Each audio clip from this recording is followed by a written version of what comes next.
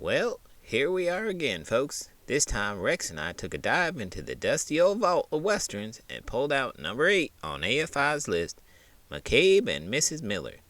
Let me tell you, it ain't your typical shoot 'em up. This one's more like a slow ride on a tired old mule.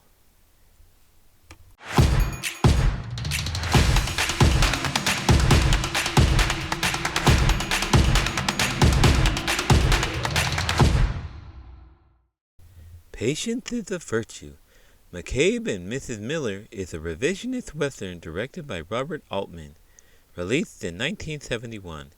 The film stars Warren Beatty as John McCabe and Julie Christie as Constance Miller.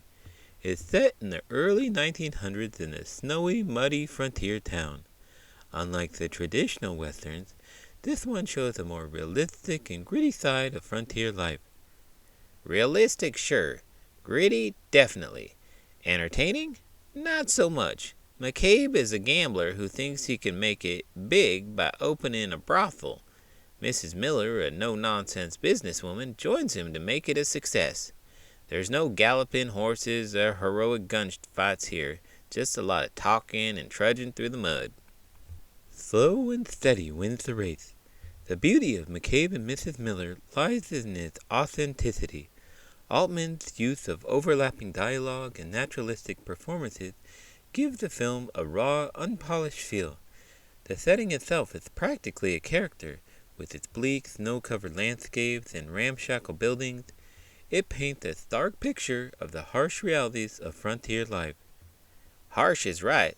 The whole town looks like it's about to collapse, and half the time you ain't even able to hear what the folks are saying, not to mention the constant snow and rain. It's more like a survival story than a western.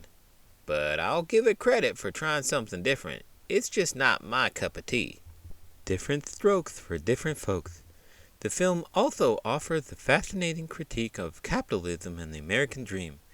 McCabe's entrepreneurial efforts are undercut by the ruthless tactics of a large mining company, reflected by the brutal realities of economic power dynamics.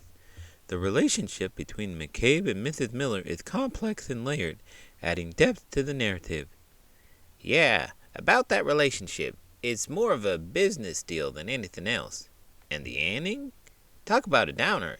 I won't spoil it for you folks, but don't expect any riding off into the sunset. It's a far cry from the John Wayne classics I grew up on. But I suppose if you're into moody, atmospheric films, you might find something to appreciate here. Every cloud has a silver lining. McCabe and Mrs. Miller might not be a traditional western, but it's a masterful film in its own right. Altman's direction, the haunting, beautiful score by Leonard Cohen, and the poignant performances by Beatty and Christie make it stand out.